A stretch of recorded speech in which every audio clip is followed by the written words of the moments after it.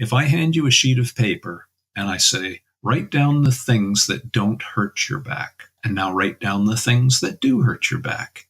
And if they can come up with a list of activities that fit both of those boxes, chances are 95% of the time you will not need surgery.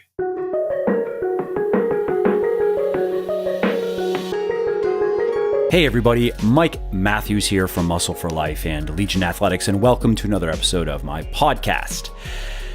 This one is about back pain, which is the bane of athletes everywhere. About a third of adults out there have to deal with back pain at some point, and that number is even higher for us fitness peoples. To make matters worse, the cause of back pain, and low back pain in particular, is rarely obvious and notoriously difficult to diagnose, even for experts and specialists. Back pain also often strikes out of nowhere, lingers for a while, and then vanishes suddenly for no apparent reason. Or not, sometimes it just sets in for the long haul. Now, as you can imagine, all of this mystery, confusion, and frustration has made back pain, and low back pain especially, a reliable honeypot for internet profiteers, fake doctors, and supplement shysters who are not bothered one bit by cashing in on people's pain. And so, that's why I wanted to talk to one of the most respected, experienced, and knowledgeable experts in the world on spinal health and function, Dr. Stuart McGill, to help cut through the noise and get an honest, practical, evidence-based take on treating back pain. Now, in case you are not familiar with him, Dr. McGill has spent over 30 years now studying the mechanics of the spine and what causes back pain and how to safely and effectively treat it. He has published several books, including The Back Mechanic, which I highly recommend. And through his work, he has also helped tens of thousands of people eliminate back pain without invasive surgery.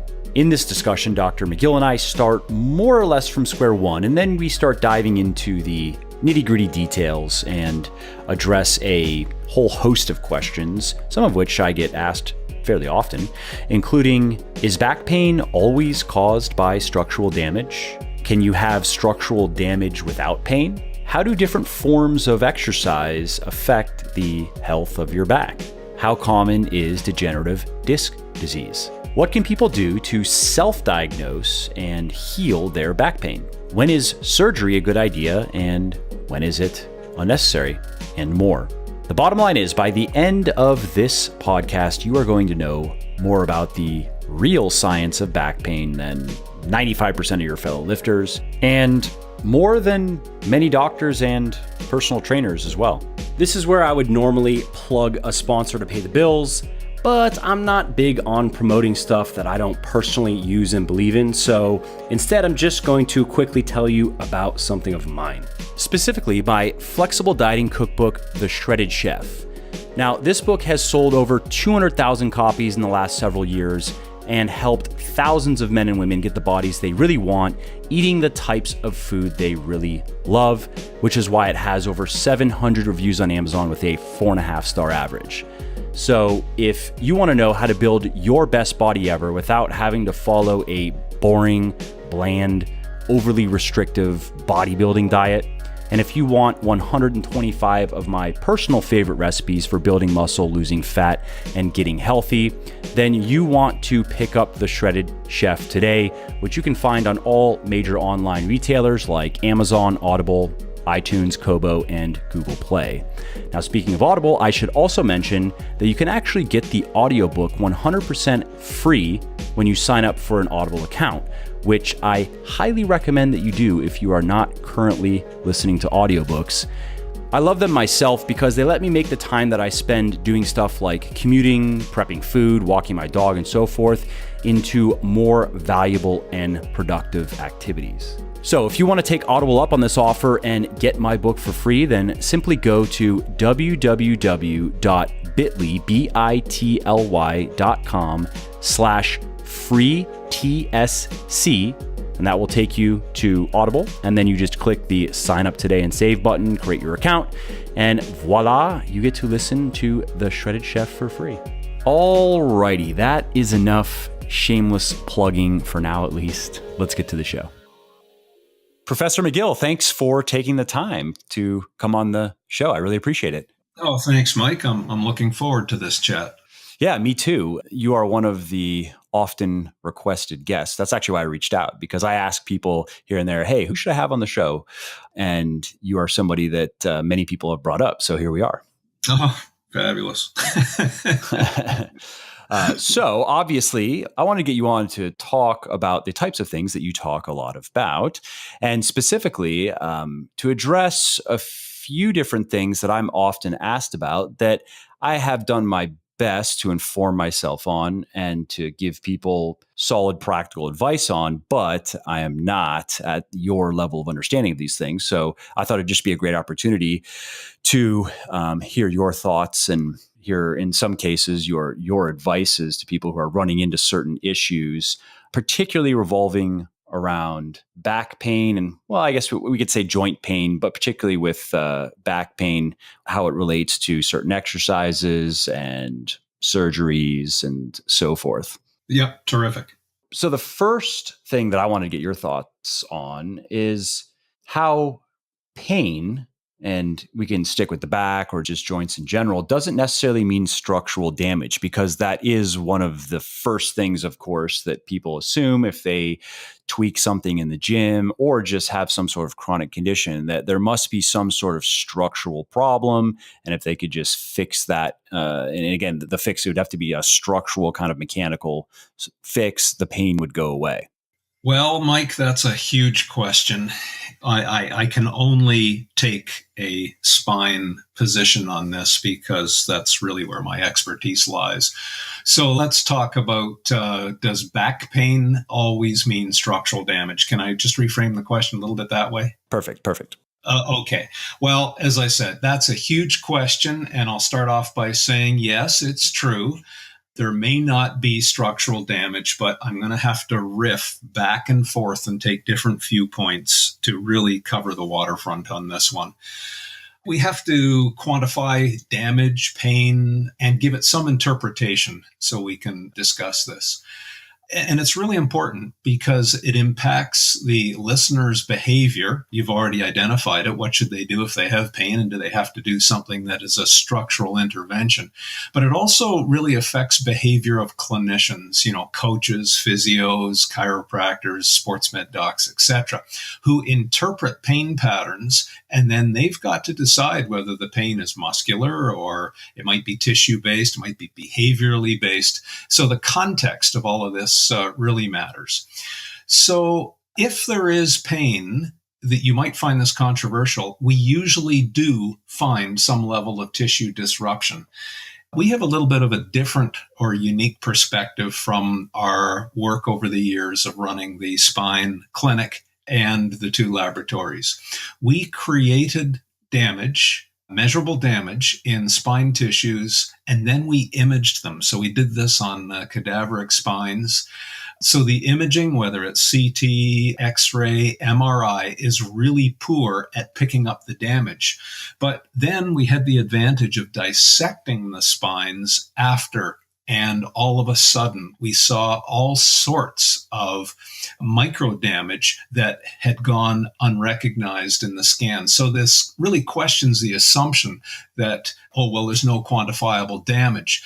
But then I'm going to take another view on this and talk about the biological tipping point, because now we have to say, is that damage good or is it bad? So think of a bodybuilder who trains. They actually, at a micro level, you can think of it as damaging the muscle at the ultrastructural level, and the tissue adapts and gets stronger and hypertrophies. So that kind of damage, you would say, is good.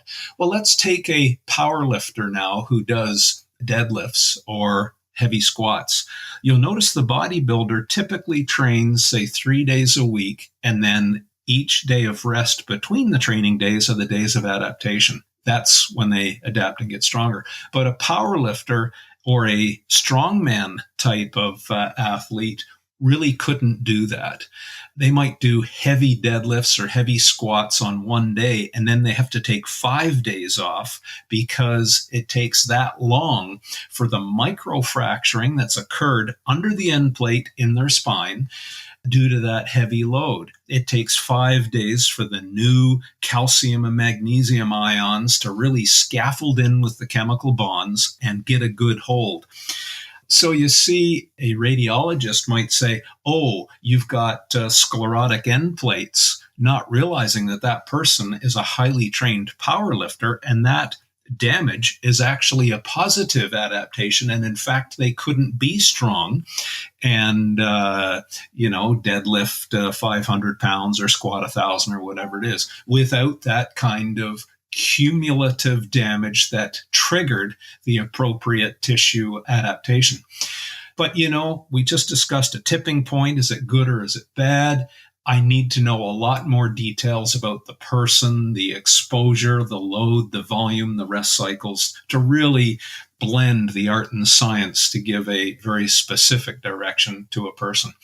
But the next viewpoint I'll take is one where distal pain might be from a central disc bulge. So say a person has been told they've got piriformis pain because they've got a radiating pain into their deep buttock muscle, or their right toe is on vacation, or it's heavily numb when they work out at the gym. Well, I'm just recalling a specific patient. This patient came to me. They had very nasty foot pain. In fact, they couldn't stand the weight of a summer bedsheet on their toes. There was a surgeon who had offered to amputate the person's foot. Then he became frustrated, and they finally sent him off to a pain clinic who loaded him up on opioids. And then they said, no, your pain is really from emotional issues. Well, this patient was really suicidal. He was a very psychologically solid citizen, and some doc had told him he had emotional issues. And he said, well, if the pain is in my emotions, that means I must be crazy. I don't deserve to live. Doc, I'm telling you what, I'm giving you a week to help me do something about this pain. I know you're different, but if you can't, I'm ending it. I can't. It's more emotionally disruptive to me to think that I'm crazy than this terrible pain I feel in my foot. Well, we do a fairly thorough assessment. It revealed that he had a nerve trap at his fourth lumbar disc, and it was a very peculiar type of trap. Consider a person with an ACL deficient knee. A clinician would do a drawer test and find out if the knee was lax and whether or not that aberrant movement would trigger knee pain or symptoms that they're complaining of. Well, when we do the same type of shear instability test up and down his spine, we find a slightly flattened L4 disc. So the radiologist might call it degenerative disc disease, which is an absolute fallacy. But the loss of height means that disc is a little bit sloppy. It's lost its stiffness. It's like letting a little bit of air out of your car tire. The car now drives a bit sloppily on the road.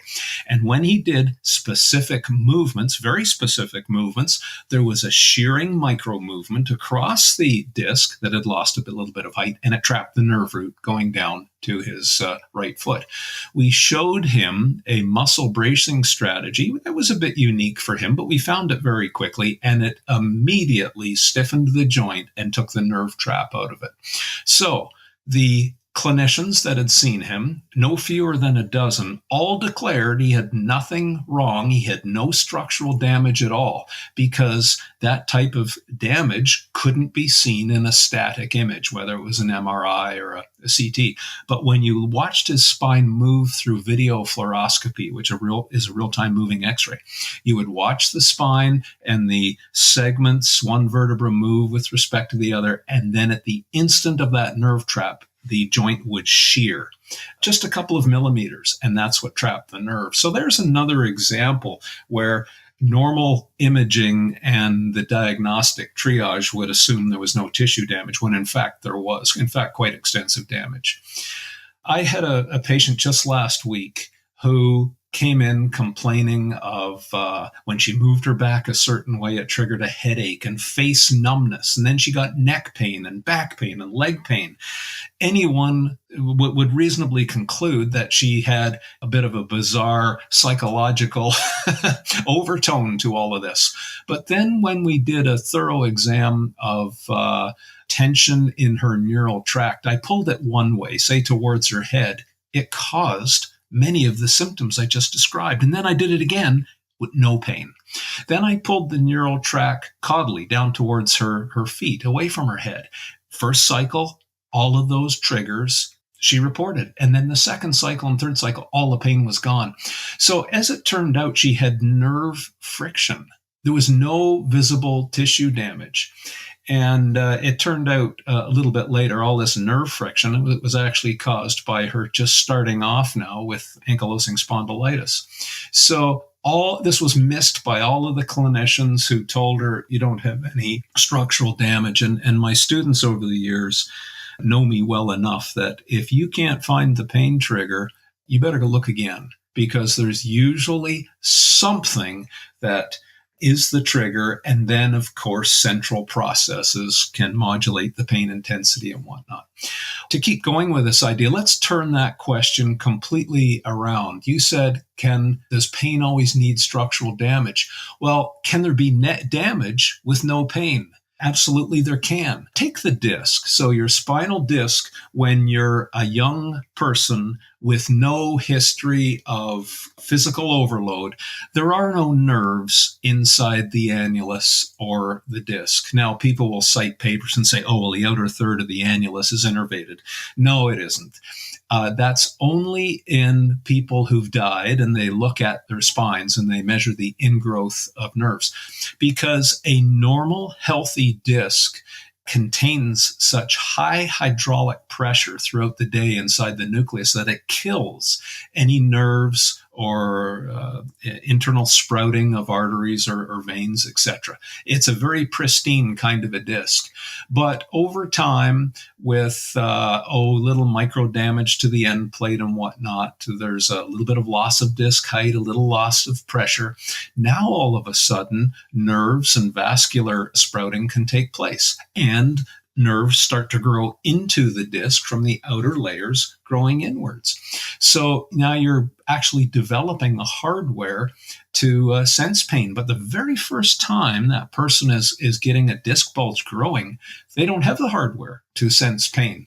So there is damage accumulating, and there's no way for them to link pain. So all of a sudden, one day they do something a bit odd and they report, oh, I felt like a knife went into my back. Well, actually, they've been building up that cumulative trauma, perhaps for years, perhaps for whatever length of time. And then, there are subsets of this type of hydraulic behavior and pain. When you go to bed at night, you're shorter than when you get up in the morning, because your discs are hydrophilic and they suck up fluid. Well, interestingly enough, when you study the cosmonaut and astronaut program, those people grow a couple of inches the first 24 hours they're in space. And many of them have back pain that they have to take painkillers for. We see exactly the same thing in people who lay in bed longer than 8 hours. Their spine continues to grow. Think of the last time you had flu and you laid in bed too long. Your spine is screaming.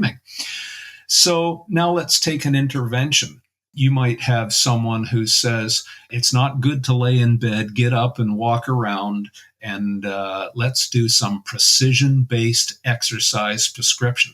And then another clinician comes along and does some cognitive behavioral therapy where they say, look, let's just get moving, get out of bed and get a move on. Do you see how they both achieved exactly the same thing? Because in that particular example, getting out of bed and squeezing some of the fluids out of their back mechanically de-stressed their disc and reduced the pain. So both interventions were linked through mechanics and dealt with their pain. I quite often don't see this great divide between cognitive approaches and precision exercise approaches, because sometimes they both converge on the same thing. Then another type of evidence that I hear people cite. Oh, well, back tissues heal within 8 to 12 weeks. So you might have structural damage, but if you have pain lasting longer than 3 months, there is some other reason for you to have pain. Well, I've used this when I've been called as an expert witness in court cases, for example, where someone is claiming that this person doesn't deserve their disability pension or whatever because they have long-lasting pain and therefore it must be more neurally driven. Wait a second. You could break your leg and the leg would heal, and it would actually be stronger in the bone than the non-fractured side, and so the pain goes away. But that's not fair to do to a spinal joint. When a disc becomes a bit damaged and a bit flattened, the load sharing among the tissues now change. So in 2 years, the facets have become arthritic, and they become secondary pain generators. The ligamentum flavum will thicken up quite possibly and start causing some stenosis-driven pain. The point is there's a cascade of change that's unique to the spine. It was first discussed by Professor Kirkcaldy-Willis. He wrote a whole book about it called Managing Low Back Pain. So the pain follows this cascade, and then all of a sudden the images, are you looking at a wound or a scar? Is the feature that you're looking at on an MRI image, is that 30 years old or was it done yesterday and is still a fresh pain generator? So do you see, there's a lot of wonderful uses, but misuses of this whole argument that pain exists without damage. Unfortunately, I think some clinicians are motivated to say, oh, the pain is due to a psychological mechanism or a central neural mechanism, and they may not be correct. But that's the default because they haven't done a thorough assessment. So at the end of the day, this whole issue is really addressed by taking the time and doing a thorough assessment of that person. The mega trend in medicine these days is towards precision medicine. Look at any disease, any cancer, know what you're dealing with and address it with a very targeted kind of intervention. The final thing I'll say about this is if you take the average person with the average bad back, there's a big margin of safety. You don't have to be that precise. So the average clinician will get the average back pain person better, and they don't have to be that precise. However, when you get a difficult patient where the margin of safety or the margin of error now is razor thin, they can't take too many cycles of load without pain or more tissue disruption. Now, this is what separates out the average clinician from the master of the craft, who does the very thorough assessment, really understands the mechanism. Yeah, I mean, that's a fantastic summary. And it really does highlight that point because, again, I hear it, people just reaching out to me here and there where all they know is their back hurts. It's usually in the context of working out. And they're worried that, because Dr. Google says that their spine is now broken and should just be every vertebrae should just be fused now. But no, they're just concerned where, hey, I have this pain. Does this automatically mean that there's something seriously wrong? And it's interesting, a couple of those anecdotes that you shared where with the trapped nerve and where that, I'm sure there are a lot of people that are dealing with problems like that the cause is completely different than what they think. And again, like you said, it requires someone like you. It requires a real specialist who is going to go beyond just the standard protocol that works for most people that are right in the kind of the middle of the curve. But how does mechanostimulation play into this in terms of damage to different types of tissues and how that can correlate to pain? Yeah, what a fabulous question. And I enjoyed just listening to the whole line of logic you created there because too many people think getting back pain is really the kiss of death. And, no wonder they go to a therapist who gives them ultrasound, and then they go to the next therapist who's asking them questions about their family, and then they go to someone else and they get some goofy core exercise. And, they keep finding that nothing really works. And no wonder they get despondent about all of this. Yeah. Unfortunately, I have a friend in the gym whose wife went through that process. It sounds like to some degree, multiple surgeries and mean, ultimately, she may have been working with great people. I'm not sure, but I just would hear about it secondhand of from one person to the next and trying this and trying that and constant pain. And well, I will bet not once did she get a thorough assessment that informed her of the mechanism of her pain. And that's why I wrote my book, Back Mechanic. It takes the person through a self-assessment of their pain triggers. And then based on the self-assessment, it then shows them what to not do because they have to first stop the cause to wind down the pain sensitivity, and then what they should do to build the foundation for pain-free activity and whatever that goal is. You know, if they want to play golf or even set another record in powerlifting. If I can just tell this story about mechanostimulation. I don't know if you're familiar with the book I wrote called Gift of Injury with Brian Carroll. Brian was a champion powerlifter. He was the only guy that I know of who had lifted or squatted over 1,000 pounds in national and international competition over 50 times over the years. So that's quite a track record. that's insane. I mean, you just have to have big balls to ever even step underneath weight like that, let alone unrack it. And it's pretty superhuman. It's astounding. Think of, if you're out 1 millimeter, you just get crushed because you cannot correct 1,000 pounds on your back. People don't realize the precision of that maneuver. But nonetheless, Brian came to me with a split sacrum, split front to back. L5 was heavily damaged. His bottom vertebra, and then the two discs were heavily, heavily compromised. They look just horrible. In fact, we show it in the book at the beginning. I said, I think I can get you out of pain. But then he said, oh, great. And then I want to set the next world record again. And then I remember saying to him, if you were my son, I think I would just enjoy not having pain. And a few surgeons had told him, he may never get out of pain and whatnot. But with this massive fracture, what I did was I took a cadaver, I loaded it with a heavy deadlift type of load. We created the split sacrum, but then I did a kyphoplasty. So what a surgeon would do is mix up some bone cement, inject it into the vertebra, and it would set and give a internal casting, if you will, of the vertebra. So the idea was to bear load. So they do this on people with osteoporosis fractures and things like that. But I couldn't get the end plate to seal. So the disc kept leaking through cracks in the fracture, even though that the bone was stabilized. So I said to Brian, I don't think that's going to work.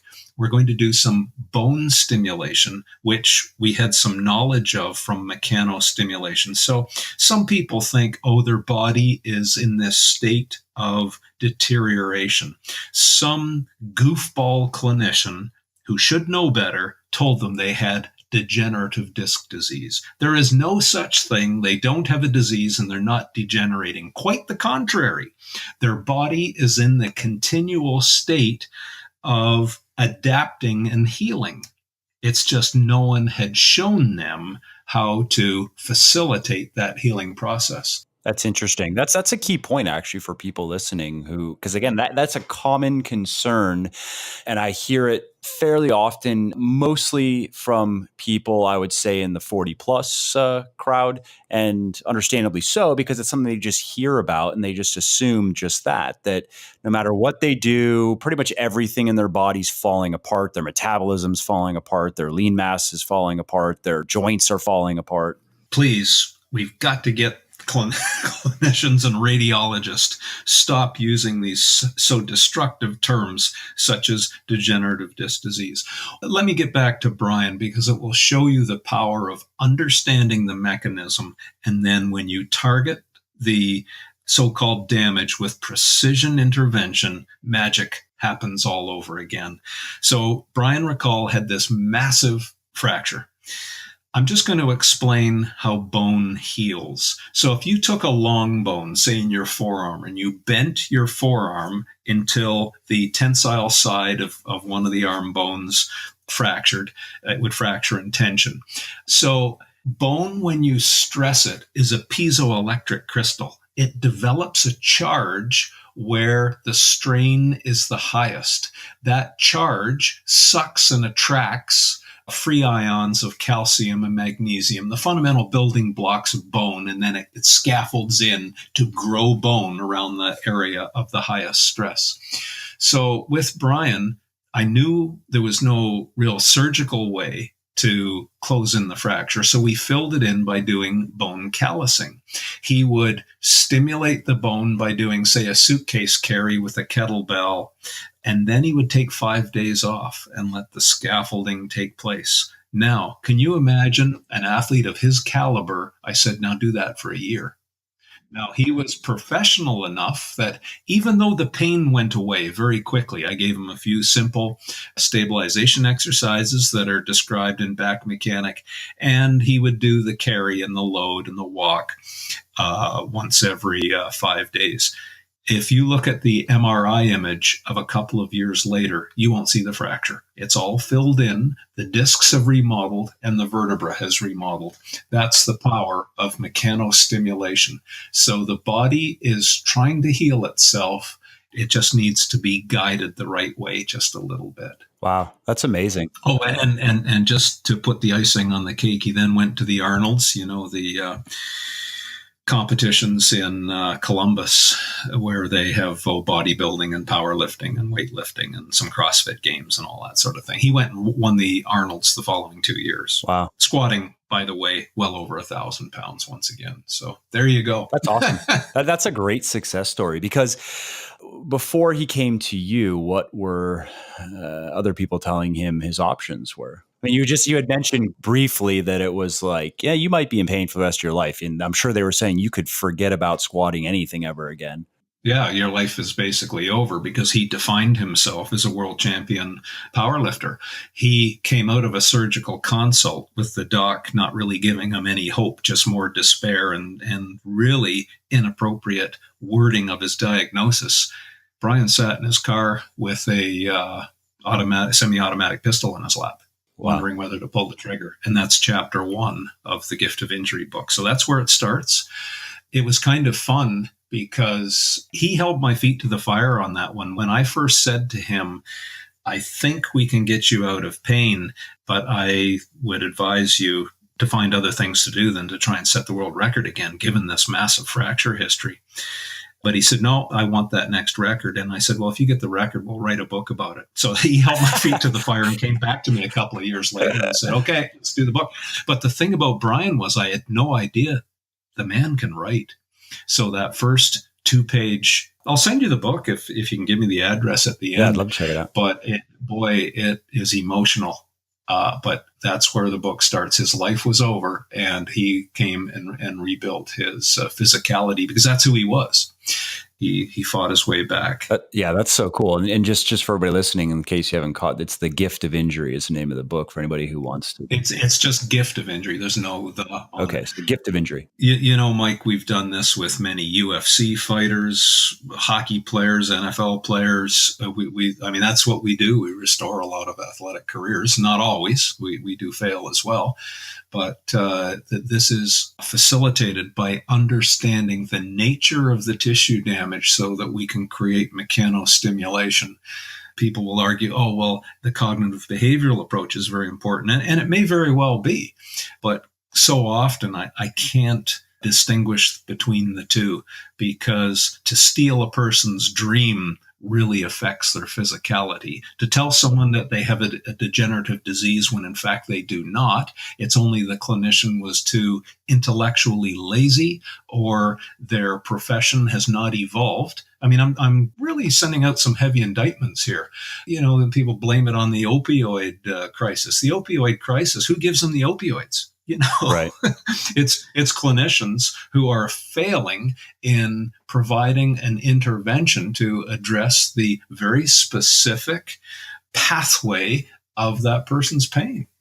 Well, they can't all be you, I guess. Well, that's why I wrote the book. I never wanted to write the book. You know, I'd written medical textbooks for clinicians, but gosh, they're awful heavy. I even hate reading them. They're far too heavy. But, you know, some savvy lay people would say, oh, I picked up your medical textbook. Could you possibly write one for the lay public? So that's how Back Mechanic came about. But I'll tell you, it took me 5 years to write that book. It was such a struggle to maintain the integrity of truth. In other words, the publisher said, the title has to be 5 Easy Steps to Cure Your Back Pain. And I said, that's a lie. It doesn't exist, and I'm not writing the damn book. And I said, no. So the book is 19 chapters. But what it does, it gives a systematic approach to assessing the person's pain triggers. Do you get it when you bend a certain way or sustain a certain load? Or do you get it after driving your car or sitting at your computer? Or do you get it after walking for 20 minutes or simply when you go upstairs? If you can name a specific activity that makes your pain worse and then another activity that takes your pain away, there is hope. It's just a matter of quantifying the mechanisms that make the pain better and worse and building on those. I like that. That's a great framework with which to view it. I'm curious now if we can segue into your thoughts on back surgery for people who have. Well, I think I can guess, but I think it's worth talking about. Yeah, well, there's a whole chapter in Back Mechanic on that. The vast majority of back pain should not be operated on, period.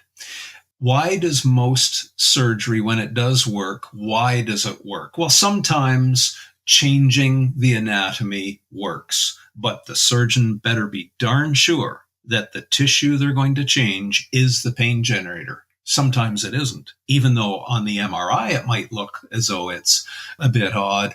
If you can prove, and it's very easy to prove, by the way, that the pain is from another level, you know that surgery is going to fail.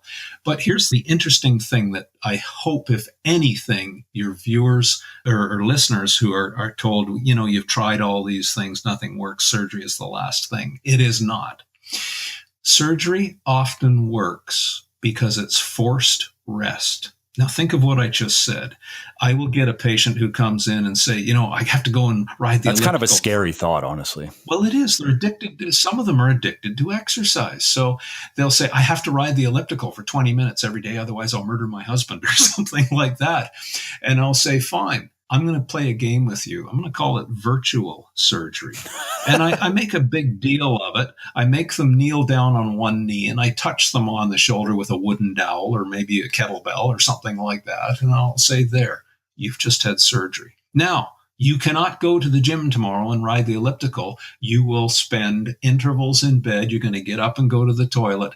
And over the next few weeks, I'm going to give you a progression to restore some basic function. And then once the pain is gone, we're going to rebuild the deficits in your body so that you can do the things that you want to do again. Now, I'm not going to cut you. I'm going to play that game of virtual surgery, and you're going to recover like a post-surgical patient. When we do this, and we were very unique in our clinic because all of those patients we saw over the years at the university, we followed up with every patient. If on follow-up we asked the question of those who were told they had no option but surgery left, doing the plan in the book, 95% of them avoided surgery and were happy for it. Wow. So we then step them through a set of questions that they must check the boxes. If they cannot check the boxes, don't get surgery. So, the surgeon has to show the person the cause of their pain. And if the surgeon can't show them the cause of their pain, they mustn't have surgery because the cause will remain. And then they'll be back in 6 months. Oh, I re-herniated my operated disc. Or the joint above now has a disc bulge on the same side. So anyway, and then I have to hear some tale of woe from a patient who's now an opioid addict. And it was iatrogenic. It was caused by their clinicians. Wow. I wish I would have done this interview just a month or so ago. I'm just thinking of my buddy's wife. I mean, ultimately she had a fusion done and so far she's okay. She's doing her recovery. It may have been necessary. I don't know. I'm not saying that the people that she worked with didn't know what they're doing, but it's just. Why did she need the fusion? Do you know? Was it a disc bulge or a flattened disc or? I don't even know. I tried not to bring it up too much with her because, I didn't want it to always be about, because I know that she was pretty much always in pain. Funny enough, she also is into working out and she didn't like taking breaks. But anyway, I spoke to her a little bit here and there about it, but I didn't want to every time I see her, hey, how's your back doing? You know what I mean? I tried to talk about other things, but no, I don't know anything technically about what was going on. I just know that the type of pain she was dealing with. I wish trainers would have conversations with their clients about programming and biology, and that more is not better. They train to create adaptations, but the adaptations don't take place while they're training. The adaptations take place in the kitchen when they're eating and in bed when they're resting. So they train to create the adaptations, but what so many people do is they neglect the adaptation side of the equation, and they just add more stimulus, more stimulus, more stimulus, and accumulate measurable, biological, and I'll get right out there and use the word damage, not allowing the natural adaptation process to use the damage in a positive way and cause positive adaptations and strengthen their body. More is not better. Yep. I write and speak about that quite often. And I think we see that just kind of in life in general, right? It's always go, go, go, more, everything is better. We always have to have more, and everything is kind of wired for just never ending growth. That's what we need. And there needs to be never ending output. Forget about quality, forget about rest. I understand how you can get kind of caught in that, but like you were saying, with some people, it takes probably more discipline for them to actually give their body enough rest than to just go in the gym and work out like crazy all the time. Absolutely. I'm curious, just getting back on the back surgery, what are some of those other boxes? So one is that the surgeon has to show you where the pain is coming from. What are some of the other things on a checklist? Well, some surgeons start moving up the ladder, and they'll say, oh, well, you need a double level fusion. If you need a double level fusion, I'd run the other way. There's something else that's going on that's caused all this. And the first level of business is to understand the cause and make sure you get rid of that first. If the surgeon is in a rush and is impatient with the patient discussing things like the cause and what exactly is it, what's wrong with me, if the surgeon won't answer those questions, you better run the other way. Always get a second opinion. But here's the $1 million question. If I hand you a sheet of paper and I say, write down the things that don't hurt your back, and now write down the things that do hurt your back. And if they can come up with a list of activities that fit both of those boxes, chances are 95% of the time you will not need surgery. So there's a huge exercise, a huge question with a huge payoff. Work on the things that don't cause you pain and build on them. Get rid of the things that do cause you pain. So you can imagine a younger person, they can deadlift 100 kilo, or you're American, so 220 pounds, right? Yeah. or 225 okay. For the standard couple 45s in the bar. Perfect. There you go. Our Backfitpro here is sponsored by Alico, so we're in kilos. Professional. Yeah. Anyway, so deadlift 100 kilo in the gym at night, but sitting in front of the computer ramps up their back pain and causes their right calf to go numb. 20 minutes in front of the computer causes that. But if they can get up and go for a walk for 10 minutes, all those symptoms go away. There is a specific pain pattern. We know the cause of that. We know exactly what to do. Now let's contrast another person who, say, is my age. They're in their mid-60s, but sitting gives them relief, and walking now gives them a numb foot and back pain. So it's the precise opposite pain pattern than the younger person that I just described. They would require, we know the cause of that one as well, but they have quite a different strategy, but a precision strategy to address and build on the things that don't cause pain and somehow make the things that do cause pain tolerable. Anyway, those are some examples that I hope illustrate for your listenership that once they're guided with an understanding of the mechanism, they get so much more precise in learning how to build their tolerable life and get back to doing the things that they want to do. Yeah, that's fantastic. Out of curiosity, what is a scenario that requires surgery? If a person has been traumatized with high energy impact, like a car collision, for example. And they've got a very broken pelvic ring, really, really damaged sacroiliac joints, for example. They can't bear any load at all. They can't even walk. There would be an example.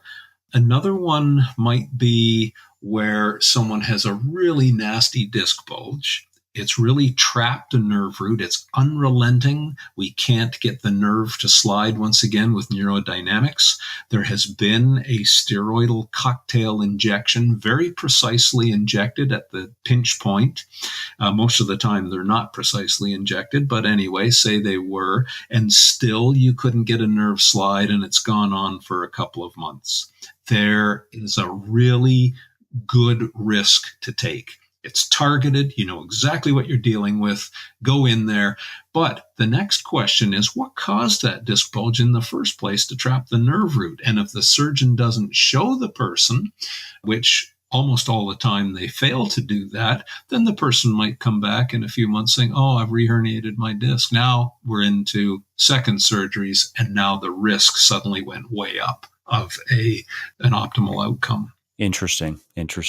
Well, I mean, I think that's, I would take that personally as good news if I were dealing with back pain, because just given. Oh, Mike, this is such a series of good news stories. It's so terrible what's going on. But it's also very positive in that your message is very positive, and you also are providing people a solution, even if it's get your book, get educated, go through the self-assessment, find out what's going on, where at least it gives them something that it makes sense other than just, well, I don't know. I mean, this, because I would think, I've not been in that situation myself. Fortunately, I've not had any real acute injuries with weightlifting. I've aggravated my SI joint. I've had some biceps tendonitis. I've had some little things that I've been able to just work through. But if I were in that situation, I could see how it would be easy to assume that the surgeon must know what they're doing, right? Or maybe you even get two opinions, and maybe they happen to both be wrong, but they're consistently wrong. And so you assume that, well, that's what these people do, so I guess that's what I got to do. If it were me, if I weren't to have come across someone like you in your work, I could see how it is just kind of, what else can I do? I guess I roll the dice. Well, it is so empowering, both physically and psychologically, for a person to realize, wow, that's how I can tie my shoe pain-free for the first time. No one showed them that you cannot sit in a chair and reach forward and tie your shoe if that happened to be their particular pain trigger. But if they stood up and put their shoe on top of the seat pan of the chair, put one foot up on the stool, and now they do a lunge. They are tall. They guide their pelvis towards the target, down towards the seat pan where their shoe is, and they bend their supporting leg. They can not stress the tissue, the very specific tissue that was causing the pain. No one showed them how to move. Now, after a while, do they need to do that? Is that a life sentence? No. It allows you to calm down the sensitivity and let this great natural healing capacity work.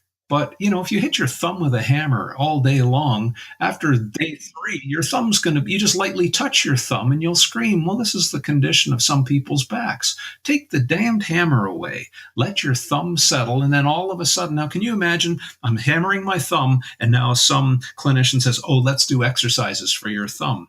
Are you kidding me? It's screaming right now. I don't have any ability to do exercise, but take the hammer away, let it settle. Now let's cleverly start using the thumb in the way that will cause the adaptation process of natural healing.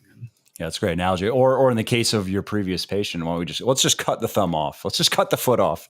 Yeah, it's astounding. Let's switch gears here and talk about deadlifting and squatting. What are your thoughts on the safety, specifically, obviously, with the spine of deadlifting and squatting? Well, you probably know me well enough to know the first two words out of my mouth are, it depends. I often say, I love squats and deadlifts, and I hate squats and deadlifts. It all depends on the context. So on one hand, they can reduce the safety of that person in breaking to pain, or precisely the opposite, they can build a more robust system. But it's all governed by the concept of the biological tipping point. Every system in your body has a tipping point. Think of vitamin D. There's an easy one. If you don't have enough vitamin D, you're sick. If you have too much, it's poison. There is a sweet spot right at the tipping point. Now let's get back to deadlifts and squats. Another concept is exercises are simply tools. Now, what's the goal of the exercise? If you can name what the goal is, and then you can say, well, the best tool I have in my trainer's toolbox is a squat, then okay, that's your best tool. But if I said, what about pushing a car? Wow, all of a sudden now we've got a different load profile through the body. We've got frontal plane strength with sagittal plane strength. We're on one leg, we're pushing, we're getting foot athleticism. So there's an example where I might have a real discussion about programming and how it's all set up before I can get into something like specifically deadlifting and squatting. And then I need to ask questions like, what volume are we talking about? What load? What other exercises are you doing? What's your work life? Are you a fisherman? Are you a construction worker? Are you a truck driver? Or are you a computer jockey? What's your injury history? What's the rate of progression in terms of the end plates of your spine? The great squatters and deadlifters are hitting records usually, but not always, in their late 30s and early 40s because it took that long to build that bone mass that will allow them if they are into high volume. What is the rest schedule to facilitate optimal tissue adaptation? Then my thought goes to, let me watch you deadlift and squat. What's your training form like? Because we both know deadlifting, it's an incredibly technical exercise. And if trainers would realize that, and then, I'll get a patient in and she's a stay-at-home mom and she tells me, all my trouble started when I started deadlifting. And then I'll say, well, show me what you've been doing. And then she tells me she's only been training with a trainer for 3 months, and that trainer's got her lifting her body weight from a deficit position after 3 months. Yeah. That trainer caused her back issues, definitely damaged her tissues. No question about it. So they violated the tipping point. If I was to talk about squats, again, what's the goal? Well, what's a squat? Are we talking a front squat, a back squat, or an assisted squat with bands? Now, I broke my hip as a younger fella. I've been hip replaced. I was first told to have my hips replaced when I was 45. So I'd been through heavy lifting and all that sort of thing. But what I did was I learned this from an Olympic lifter, world record holder from Poland, who told me, just do one squat a day. It will keep you preserving your deep squat ability, but it's not enough volume to really pick the scab and make your heavily arthritic hips painful. And then I started to use a kind of a squat. If you can imagine this, I would put heavy green bands. So every trainer knows what a green band is for that you might use with heavy barbell lifting. And I would hang them on a overhead chin-up rack. And then I'd wrap them around my wrists and descend into a deep squat. So by the time I got down into the full deep squat, my body weight was taken up mostly through my arms and upper body to the elastics overhead. And then as I started to ascend, I would add more and more conscious muscle activity and really preserve the motor control of a good squat. Well, I do that today still as part of my daily routine. And it keeps me out of pain. It keeps me really quite functional for being an old guy. And and here's a final thought. Think of both squats and deadlifts. They're exercises where both feet are planted on the floor. Then I will measure a really strong squatter and deadlifter who have back pain because they don't have matched frontal plane strength. So they got beautiful strength in the sagittal plane, good back strength and whatnot. But when I put them on one leg and they have to take a step and pivot and might be playing a pickup basketball game, and then I see their spine bend as their pelvis drops on the swing leg side. They can't. They don't have sufficient frontal plane strength because not once in their programming did they address it. They did more squats, more deadlifts, and the whole deficit would have been addressed with a suitcase carry. So where's the carry part of your programming? What do you mean? Well, let's try that. Let's start off with some side planks, then we're going to start doing some suitcase carries, and then all of a sudden they'll come back and say, you know what, my back pain is gone and I'm hitting my bests that I've never hit before in squats. That's really interesting. It makes perfect sense, but it's just very interesting.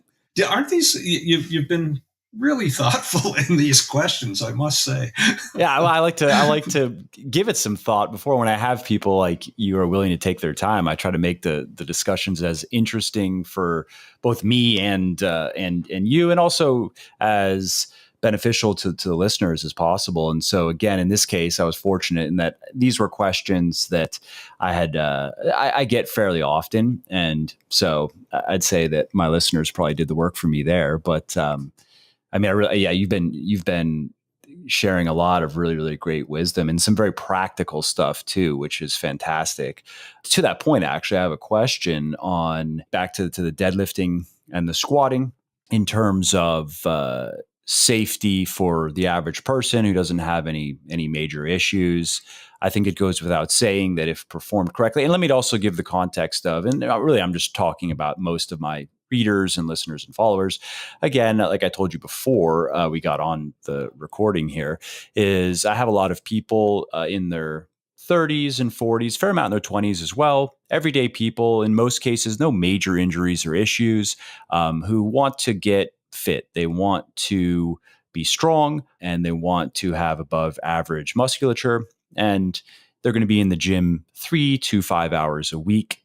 And in most cases, that probably is going to involve, if we're talking squatting and deadlifting, a few heavier sets of each per week, auto-regulated somewhere in the rep range of, let's say, 4 to 6, or maybe 6 to 8 or 8 to 10. That's kind of where most people are at, who reach out to me.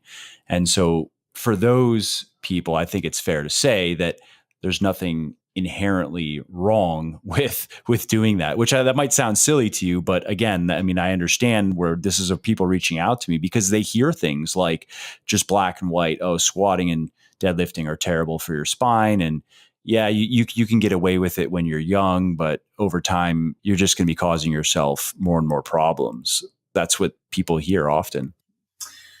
Well, I mean, I don't know what more I can say other than recognize there's a biological tipping point, and what will tear you down if you violate the tipping point can just as easily enhance your robustness if you're on the positive side of the tipping point. But you modulate the tipping point by things like having good form, etc. Are there any other, I would say, like for the average person, I think of CrossFit, right? And I think of people who have written me, and in some cases, the workouts are reasonable. In many cases, they're very unreasonable, in my opinion, where you have high volume, AMRAP, squatting and deadlifting multiple days a week. And I'll just tell people, don't do that. Just don't. Where is that Goldilocks zone for the average person? What do you feel would be a reasonable prescription for squatting and deadlifting? Okay. If you threw in Olympic lifting, I'd have a little bit more wisdom to talk about CrossFit and that kind of thing. But if you're going to stick with squats and deadlifts, I was working with a group of elite rowers earlier in the week. It was interesting. We were having discussions about reducing the risk of injury. I said, at this time of the year, what do you really want to do? Are you really trying to create a physiological base for aerobic training? But most of them are masters rowers. They only row a kilometer in their race. How big an aerobic base do they need? So we had this discussion where, why don't you try on the ergometer to give perfect strokes, really focus and groove the muscle memory of perfection. And at the first indication of you breaking form, you stop and you rest. Now, I'd like you to repeat that. And all of a sudden, they started to get into natural intervals of only 2 or 3 minutes. Well, what's a race? It's like 4 minutes. wow, this all of a sudden they were starting to really get much better scores. Where did I get that from? That came from the world of Olympic lifting. There's no Olympic lifters that I know of who are true Olympians who train sets of 10 lifts. I'll just back up 1 second here to talk about adaptation. So I talked about bodybuilders adapting muscle. They train for 1 day, and it's the day of rest afterwards that the muscle grows, or they create the changes and the development that they're seeking. The strength athlete, the real strongman and powerlifter, might train heavy squats or deads and then take 5 days off because they're developing that heavy bone that they're going to need. But when we take the Olympic lifter, they are one of the few athletes who adapt while they are training because they're laying down muscle memory patterns. You've got to be extremely explosive to rip the bar off the ground, keep the upward momentum going as you snap under the bar for the catch, if you're, say, doing a snatch. So there's a hell of a sequence of muscle on, muscle off, etc. Now, getting stronger won't quite possibly help them to lift more. It's much more getting perfect muscle memory of the pulse relaxation, pulse into catch sequence. So now if I use that to go back into deadlifting, if you can get perfect form with the first lift, fabulous. You've created a successful memory. Now let's do rep number 2. Perfect. You've got a perfect lift. Now let's go to rep number 3. Oops. We've got a little bit of slop going on there. We shut it down. Now I've got 2 stories that will probably knock your socks off. What I'm asking all your viewers to do now, if they're worried about this, is go watch the YouTube of the latest World's Strongest Man competition. So WSM 2018. It was in Mogadishu, Africa this year. One of the events was squatting 750 pounds on this machine for reps. How many reps can you do? So some of the guys started finishing at 12 reps. I think the winner got 17 reps. That's absurd. Yeah, but watch the rep before the failure. And now you're going to see it every single time. The rep before they failed, they lost spine stiffness. Their hips shifted just a little bit. Their pelvis might have come forward just a little bit. Now, what happens there is fatigue slowly eats away at good form. And as soon as the brain senses that instability and loss of stiffness, because the body uses stiffness to control movement, the fuse box comes on and shuts down neural drive. So they didn't run out of strength on rep 17. They got unstable in rep 16. And then the motor control system shut it down. So if you want to define your strength really quickly, lose form. So now, though, that they'd be far wiser to keep good form, to keep squeezing out reps. And that's universal among strength expressions, doing reps. So I hope that little story gives you some wisdom in how many reps. I think it's a key point, right? To just maintaining the safety of the exercises. I mean, of course, everybody hears that, but like you've said, these are technical movements. And I've again, written about this and spoken about this at length, is that point of often people in the muscle building space, they think of just muscle failure, right? And okay, a lot of people know that you don't necessarily want to go to muscular failure on your heavier lifts, but I like to also, I think that's fine if you're talking like a biceps curl or something. I mean, you could take a biceps curl to muscular failure pretty often and not have to worry about it. But with your more technical lifts, to look at it more as technical failure, which is that point where your form starts to slip, and being very aware of how you are moving. And it's not just about getting the bar to move any which way. It's about getting it to move properly and getting the sequencing in your body correct. And at that point, where if that starts to disappear, even if you feel like you have the strength to continue the rep or finish the rep, or even get another rep, let's say you do finish a rep and you felt like, okay, that was getting a little bit sloppy, just end the set there. Even if you feel like, well, I could just squeeze out another couple reps and get really close to that point of muscular failure. So you just progressed now from a bodybuilder to a true strength athlete, organizing the motor control and driving the weakness out of the body. And you've just hit the nail on the head. Can I tell one little story that's kind of fun about this whole issue? Yeah, please do. You know who Ed Cohn is? Yeah, of course. Oh, yeah. So everybody in the powerlifting world knows Ed Cohn. He's a good friend of mine. And as you know, people revere him and refer to him as the GOAT, the GOAT, the greatest of all time. When Ed set the powerlifting records, I mean, he was 25% higher in total load than the next competitor. And this is at the world level. It would be like... That's like Tiger Woods stuff when he was in his prime. Better than that. It was better than that. I think back to some of the old Olympic sprints, and when Carl Johnson was breaking the 10-second barrier, it would be like the next competitor running 12 and a half seconds, and Carl Lewis wins gold at running at 10 or 9.98 or whatever it is. People don't realize how fabulously beyond Ed Cohn was in his prime. But now listen to Ed tell the same story about deadlifts and how did he become so strong. Do you know he never missed a lift in practice? You create muscle memories as a winner. Your brain doesn't know what a losing, fatigued, spent out muscle memory, or in science we call it the engram. The engram is the movement tape. But Ed had perfect movement tapes because that's all he ever trained. And so he didn't set world records in his basement like so many kids do. He set world records when he needed to. And he hadn't really done that before in practice. All he did was perfect patterns, never missing a rep or a lift.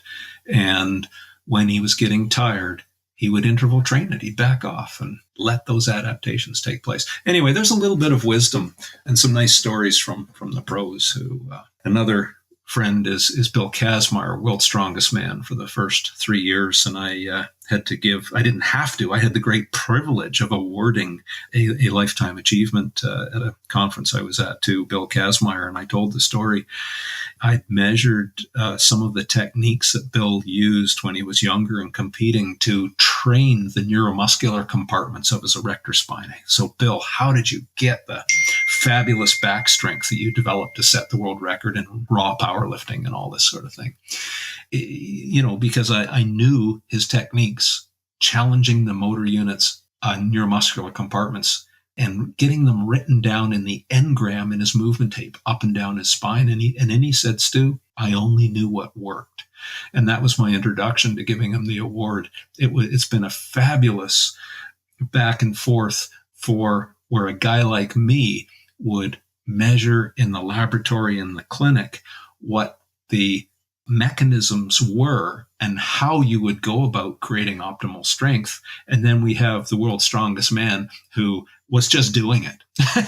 And he'd do it because he knew it worked. And that's one of the greatest synergies, where science just synergizes with practice to make the magic unleash itself. That's great. No, that's a good lesson for people. I mean, the key takeaway there is that importance of it. I like that it also forces, it invites you to take a longer look at what you're trying to achieve in your training, and not being so myopic and so focused on, well, you got to beat. I like the idea of going into each workout trying to do a little bit better than the last one. I guess it depends on your programming, but if you're following, again, I'm helping mostly kind of everyday normal people just getting fit. I don't work with the type of people that you work with. So generally speaking, it makes sense if you're relatively new and you're following a kind of simple strength, kind of auto-regulated program, try to get better each workout. But there's that bigger picture where, okay, so even if you didn't beat last week's workout, maybe you were a rep shy of last week's workout, but if every rep was as perfect as they can be, I mean, maybe if you were to put yourself on camera, okay, maybe it's not 100% perfect, but you're using good form as well as you can. You are as technically perfect as you can be, and you are working to increase that level of technical perfection. That's also a form of progression. Even though you might be stuck at a certain weight and a certain number of reps for a few weeks, it's just there are different scorecards. It's not all just about load and volume. Fabulous summary. Okay, well, I think this is a great point to just wrap up, actually. I think we've touched really on everything, all the important stuff that I wanted to ask you. Let's wrap up with where people can find you and your work. And you've mentioned a couple of your books throughout. So if you wanted to mention anything else there, if you have something new you're working on, or just reiterate, like here, anybody listening, if you're dealing with back pain, or if you don't want to have to deal with back pain, this is what I want you to check out, or this is where I want you to go. Well, thanks for that, Mike. Our website is backfitpro.com. It's just how it sounds, Backfitpro. My books are there. I wrote them for a reason. It's to guide people through a self-assessment and give them a fairly precise roadmap on what to stop doing that's causing their pain, and then how to build a foundation for pain-free activity. Then I've got a couple of other books for strength athletes. I've got The Gift of Injury, written with Brian Carroll, which we never thought it would be a strength guide, but that's what it turned out to be. So it's the story of his recovery and then a general text on enhancing strength. And then I have another book called Ultimate Back Fitness and Performance. It is much more broad in developing athleticism in terms of endurance and speed and power and agility and all that kind of thing, being very respectful of that person's history with back difficulties. And then I have my clinical textbook that, unless you're a clinician, it would be very nasty to read through. But anyway, there's quite a number of podcasts available on there and articles, and it gives people guidance on what to do. And it's also for clinicians, by the way. There are 2 portals coming in, and people who want or are interested in attending some of our clinical courses on how to assess back pain.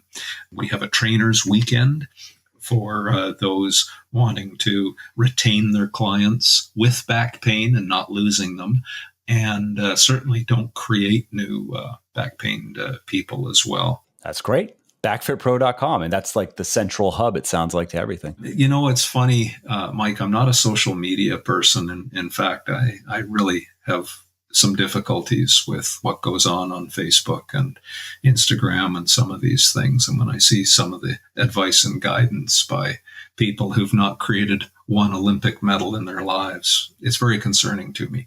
Nonetheless, that's about the extent of my internet activity. Yeah, I'm with you. I'm on social media. I actually, ironically, before we jumped onto this, I was putting together a plan. I've resolved to be more involved in social media, although I don't like it personally, and I actually don't even use it personally outside of my work, really. And I think that the world might be a better place if it were just banned. But as a lot of people use it, and it is very popular, I was like, okay, I need to, it's stupid for me to completely neglect it. That's me being harsh to myself. I don't mean to say that to you, but that's me looking at it going, I think there's an opportunity. I produce a lot of educational content. That's what I enjoy doing. I can repurpose a lot of that. I can do it in a way that I feel would be, what I'm not interested in is trying to get attention, right? I don't care about that. But if I can use social media in a way to just help educate people, and help spread around a lot of the other stuff that I'm doing, like the podcasts and the articles and the books and the videos and blah, blah, blah, then that's interesting to me. And it may not be necessarily the quote unquote best strategy for like hyper growth and trying to become Insta famous, but I don't care about that. If I can do it in a way that I feel is in line with like, why am I even doing this? Then that works for me. So I mean, you have obviously a ton of wisdom to share. So at some point, if you ever are interested, maybe that's a reason why you would consider being a little bit more involved in it, in that it is a very easy way to just spread information. And if you have good information to spread, well, that's a win-win. Well said. And point noted. But I do understand where you're coming from. But anyways, that's great. So backfitpro.com. And I want to thank you again, Professor, for taking the time. This is a great discussion. And I know that a lot of people are going to find it very helpful because you have answered a lot of questions that I get. And now I have something I can send people to. I could say, that's a great question. Here, check out this interview. That's going to happen often now. Thank you very much, Mike. It's you're good at what you do, so keep it going, and best of luck to it all. Hey there, it's Mike again. I hope you enjoyed this episode and found it interesting and helpful. And if you did and don't mind doing me a favor, then please do give this video a like and leave a comment down below. Not only do I like to hear from everybody and I jump in and reply to as many comments as I can, it also helps other people find their way to the show and learn how to build their best bodies ever too. And of course, if you want to be notified when the next episode goes live, then just subscribe to my channel and you won't miss out on any of the new content. Lastly, if you didn't like something about the show, then definitely shoot me an email at mike@muscleforlife.com and share your thoughts on how you think it could be better. I read everything myself and I'm always looking for constructive feedback, so please do reach out. Thanks again for listening to the episode, and I hope to hear from you soon. And lastly, this episode is brought to you by me. Seriously though, I'm not big on promoting stuff that I don't personally use and believe in, so instead I'm going to just quickly tell you about something of mine. Specifically my flexible dieting cookbook, The Shredded Chef. Now, this book has sold over 200,000 copies in the last several years and helped thousands of men and women get the bodies they really want, eating the types of food they really love, which is why it has over 700 reviews on Amazon with a 4.5-star average. So if you want to know how to build your best body ever without having to follow a boring, bland, overly restrictive bodybuilding diet, and if you want 125 of my personal favorite recipes for building muscle, losing fat, and getting healthy, then you want to pick up The Shredded Chef today, which you can find on all major online retailers like Amazon, Audible, iTunes, Kobo, and Google Play. Now, speaking of Audible, I should also mention that you can actually get the audiobook 100% free when you sign up for an Audible account, which I highly recommend that you do if you are not currently listening to audiobooks. I love them myself because they let me make the time that I spend doing stuff like commuting, prepping food, walking my dog, and so forth into more valuable and productive activities. So if you want to take Audible up on this offer and get my book for free, then simply go to www.bit.ly.com/free TSC, and that will take you to Audible. And then you just click the sign up today and save button, create your account, and voila, you get to listen to The Shredded Chef for free.